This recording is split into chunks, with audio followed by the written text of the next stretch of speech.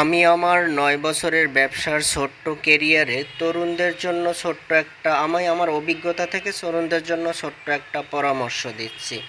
আমি প্রায় সময় দেখি যে আমার এখানে যারা চাকরির জন্য আসে, যখন বলি যে ১২ ঘন্টা ডিউটি, ৮-১০ হাজার টাকা বেতন, তখন তাদের মুখ চোখ আন্দার হয়ে যায়। এখন কথা হচ্ছে যে আমি কিংবা অন্য কেউ আপনাকে বেশি টাকায় বেতনে কেন চাকরি দিবে বলুন?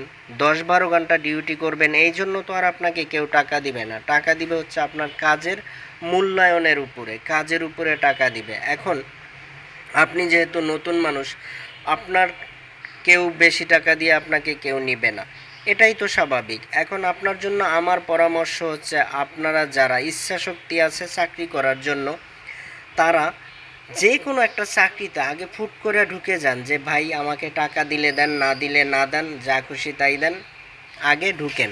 ঢোকার পরে অন্ততপক্ষে ৩-৪ মাস একটা অভিজ্ঞতা অর্জন করেন, কাজটার উপরে আপনার একটা আইডিয়া হোক, তখন আপনি আপনার কাজের অনুযায়ী, আপনি আপনার পরিশ্রমের ফল অনুযায়ী আপনি একটা টাকা ডিমান্ড করতে পারবেন।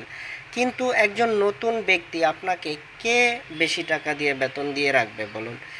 শুধু ডিউটি করবেন এই জন্য তো আর আপনাকে কেউ টাকা দিবে না। আমার পরামর্শ থাকবে, আগে অভিজ্ঞ